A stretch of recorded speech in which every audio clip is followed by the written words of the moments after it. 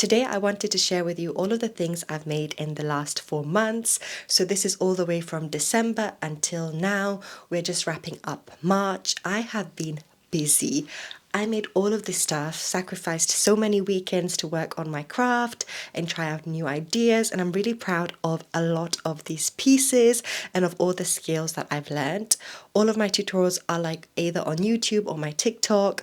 I'm obviously like still learning as I sew with you, and so my technique is improving as I go along. Some things I love more than others, but these are just basically all of the things that I have made. I will also do a try on and insert some clips of those things. So let's get into it. If this is the first time you're seeing my face, my name is Sandra, and this is my space where I sew things that you can easily sew too. So let's get into the sewing haul. This is not in the order I sewed things. I'm just like talking at random.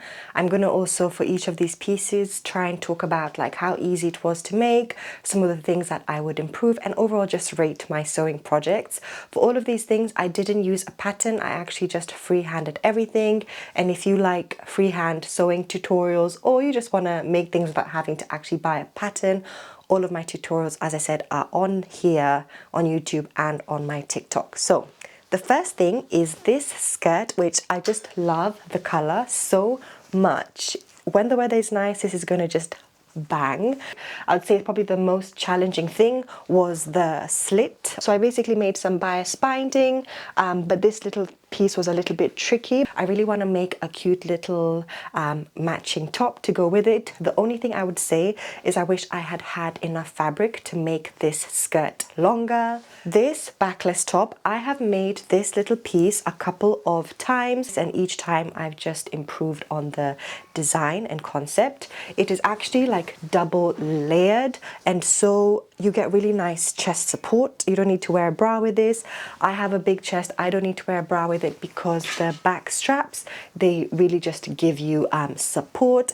Again, I'm a sucker for matching sets. I really want to make a cute little matching skirt to go with this. So this is probably like my favorite piece. It's a 2-piece set. I've already made the matching set and I'm so excited to wear this. I think I'm going to wear this for my birthday. Let's start off with the top first. This top is like so stunning. This is my second time making this, and I just improved on the design concept where it is double lined. You don't need to wear a bra with it, and it like has a cute nice little tie at the bottom. I also just love this print. I know like gingham gets really popular in the summer. I just love it so much. It's so pretty, and then with the matching skirt, oh my god, I'm so proud of this skirt. Next is this dress. This is my second time making this, and I made like a full very detailed tutorial on my YouTube. Again, it's all freehand. The hardest part is probably doing the darts. That's probably the most challenging part. For a dress without a pattern, it's essentially just a rectangle shape. It's very easy to make, and I love this so much. This is a men's shirt which I upcycled. I added ruching to the back, and then I basically cut the top part of this where it's got holes on the sides. I actually really love this little project. I think it was very cute. I got to practice a lot of my technique with it. I'm really happy with this. If I had more fabric, like a pair of matching shorts would have looked so cute. Ooh, I really love this. This is another men's shirt that I upcycled. I took off the sleeves and used them to make a wrap top. Really pretty, really like, I just love this so much, and when it gets warm I can't wait to wear it.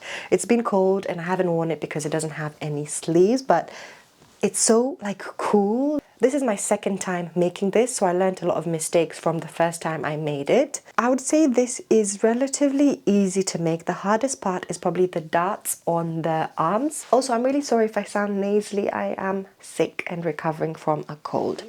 This was a bodycon dress that I got from my sister-in-law. I don't really go out to places that require a bodycon dress, and I also don't think it suits me, so I just chopped it off and then I hemmed the bottom, and that was literally it. And this is so cute. I wore it with a little like skirt and like stockings and boots a while back when I went out, and it looked so good. I just love it so much. It was very different to the idea that I had in my head. It's a very cute top. It basically has some rouging at the bottom. I added some daisies to cover up some stains that it had. And then I used the sleeves. Oh, I've got something in my eye. As I was saying, I used the sleeves to make these ties, but my vision had more rouging at the bottom. But I'll probably just end up selling this on Vinted because I probably wouldn't wear it, to be honest. This two-piece set I made from a jumpsuit. So with the jumpsuit, I basically cut the top and made this a top. It's actually very, very cute. This bottom part was so hard. Initially, it was going to be a maxi skirt that I hated it. And then I freehanded the ish out of this skirt. As a set, it's very cute, but I do need to improve the zip. But this was very challenging to make. I wouldn't recommend. This used to be a pair of men's trousers, which were really tight on the crotch, so I never used to wear them. I cut off the bottom legs and then basically created these pleats at the bottom. And I love this so much. If you have a pair of jeans or trousers that you don't wear anymore, consider turning them into a pleated skirt. I made the same skirt but with a pair of jeans which were just too tight and too short on the crotch. I'm really happy with this. This is like heaps better made than the trousers I made because it was the second time.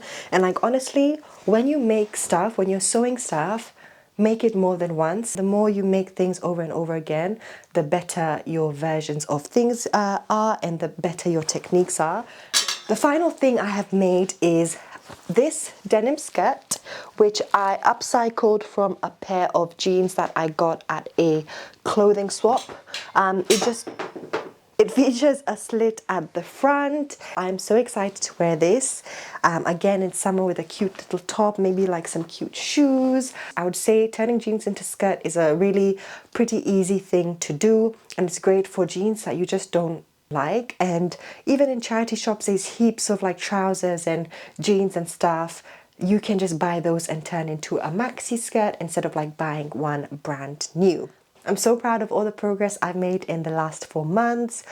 For the next couple of months, I've got a couple of things to make that I want to try. I also actually want to start trying and testing out patterns. So I got these 2 patterns from Amazon. I think one is a New Look and Simplicity pattern.